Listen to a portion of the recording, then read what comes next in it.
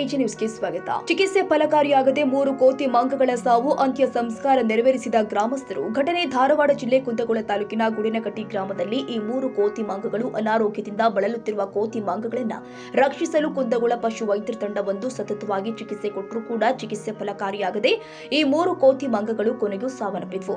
ಗ್ರಾಮಸ್ಥರು ಎಲ್ಲರೂ ಸೇರಿ ಈ 3 ಕೋತಿ ಮಂಗಗಳನ್ನು ಮಾರುತಿ ದೇವಸ್ಥಾನದ ಆವರಣದಲ್ಲಿ ವಿಧಿವಿಧಾನ ಪ್ರಕಾರ ಪೂಜೆ ಸಲ್ಲಿಸಿ ಈ 3 ಕೋತಿ ಮಂಗಗಳನ್ನು ಅಂತ್ಯ ಸಂಸ್ಕಾರ ಮಾಡಿದ್ರು.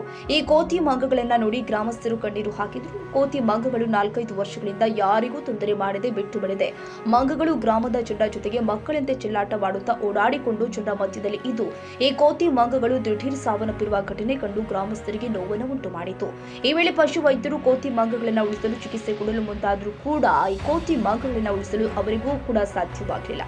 ಚಿಕಿತ್ಸೆ ಫಲಕಾರಿಯಾಗದೆ ಕೋತಿ ಮಂಗಗಳು ಕೊನೆಗೂ ಸಾವನ್ನಪ್ಪಿದ್ವು. ಈ ವೇಳೆ ಗ್ರಾಮಸ್ಥರ ಮನಸ್ಸಿನ ನೋವನ್ನು ಅರಿತುಕೊಂಡ ಪಶು ವೈದ್ಯರು ಸಹ ಕಣ್ಣೀರಿಟ್ಟು ನಂತರ ಗ್ರಾಮಸ್ಥರಿಗೆ ಅಭಿನಂದನೆ ಹೇಳಿದರು ಎಂದು ಬಸವರಾಜ್ ಯೋಗಪ್ಪನವರು ಮಾಧ್ಯಮಕ್ಕೆ ತಿಳಿಸಿದರು. ಕನ್ನಡಿಗರ ಮೆಚ್ಚಿನ ನಿಮ್ಮ ಎಜೆ 24/7 ನ್ಯೂಸ್ ಕನ್ನಡ ವಾಹಿನಿ ಇದೀಗ ಟಿವಿಯಲ್ಲಿ ಲಭ್ಯ. ವೇಳೆ ನೋಟಿಸ್ ಕೊಟ್ಟಿದ್ರೆ ವಾಪಸ್ ತಗೋತೀವಿ. ಇವತ್ತು ವಕ್ಫ್ ಪ್ರಾಪರ್ಟಿ ಅಂತೇಳಿ ಬರ್ತದೆ ಅಂತ ಹೇಳಿದ್ರೆ ರೈತರು ಬೀದಿಗೆ ಬಂದು ಏನ್ ಮಾಡ್ಬೇಕಾಗತ್ತೆ? ಯಾರು ವೋಟ್ ಹಾಕಲಿಲ್ಲ ಅಂದ್ರೆ ಗ್ಯಾರಂಟಿನೆಲ್ಲ ಸ್ಟಾಪ್ ಮಾಡ್ಬಿಡ್ತೀವಿ.